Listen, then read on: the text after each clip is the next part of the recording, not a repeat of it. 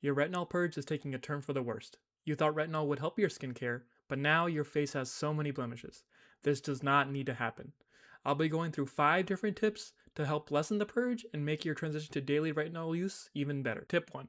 You are going too fast. In this case, you're trying to make the daily transition of retinol super fast. Like instead of doing the traditional once a week for a couple weeks, maybe twice a week for the next couple weeks, and then 3 times, then 4 times, and going slowly like that, you're cutting through all of it and trying to do it daily from the very get-go, or maybe 3 times a week from the very get-go.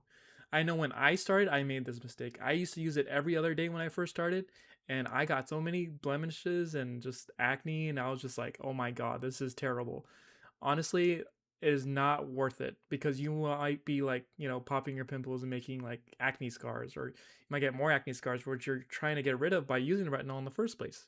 So I highly recommend not going so fast. So, like I said, on the first month, maybe use it twice a week. The next month, maybe use it 3 times a week.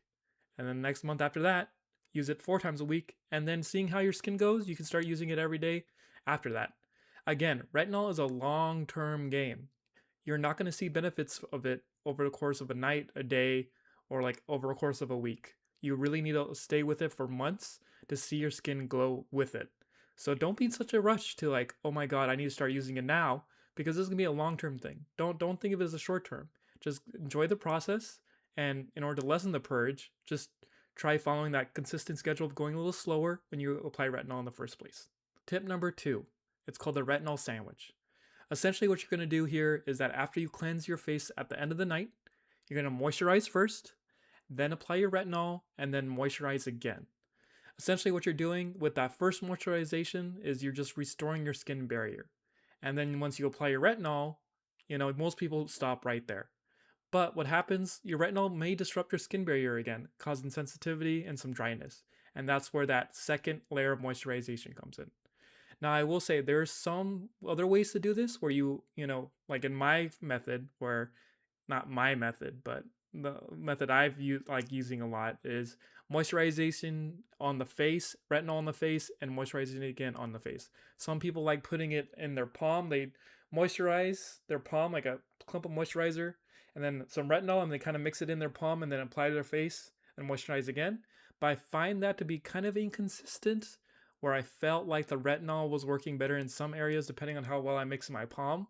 So I highly suggest you moisturize your face and put the retinol on your face and then moisturize again. Keep everything on the face. Don't put anything in your palm.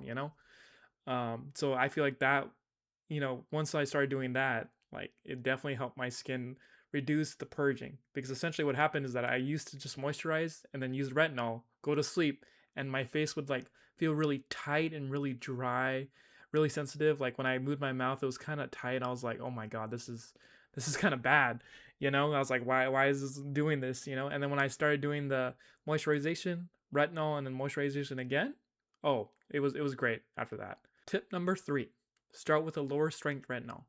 I actually got quite lucky with this tip in the beginning of my skincare journey because I managed to actually purchase the correct low strength retinol. What I personally used was called adapalene gel 0.1%. I'll leave a link of it in the description below. But essentially, I got lucky with starting with like a really, really low strength retinol and moved my way up in the rung of retinols to where now I use tretinoin. Now, please do not try to go to these like mid-range retinols when you're just getting started. It will definitely just like destroy your skin.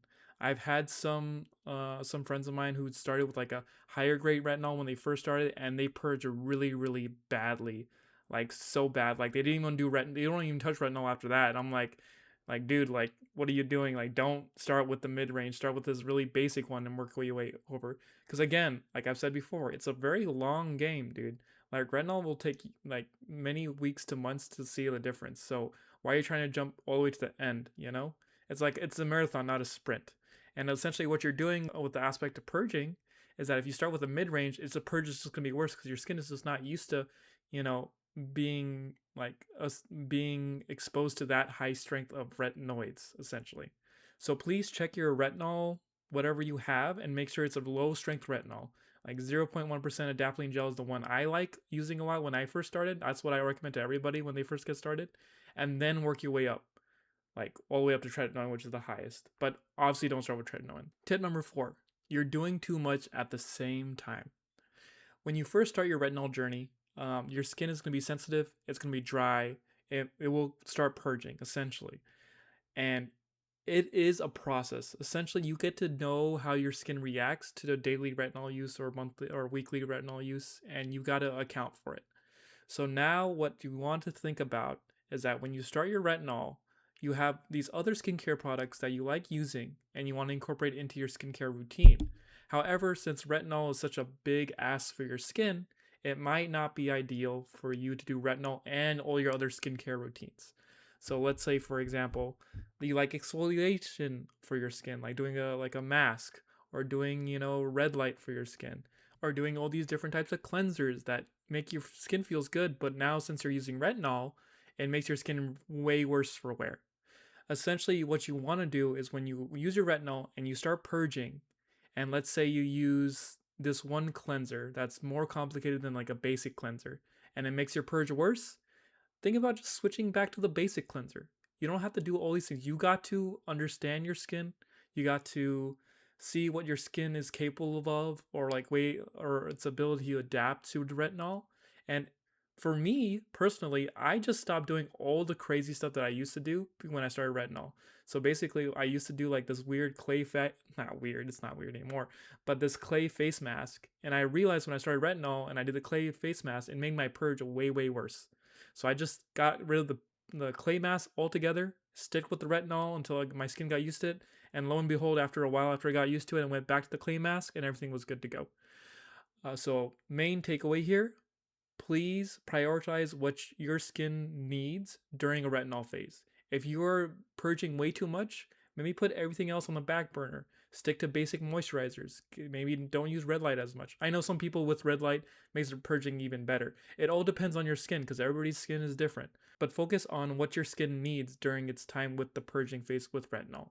And if that means putting other stuff on the back burner, so be it. Just focus on retinol because that, on the long term, will be even better than most of these, other skincare routines. Tip number 5, sun protection. Now this tip might be coming from out from the blue, but let me reassure you, when you use retinol, your skin will become more sensitive. Especially, it'll become more sun sensitive. So your sun, not your sun, but the sun will do more.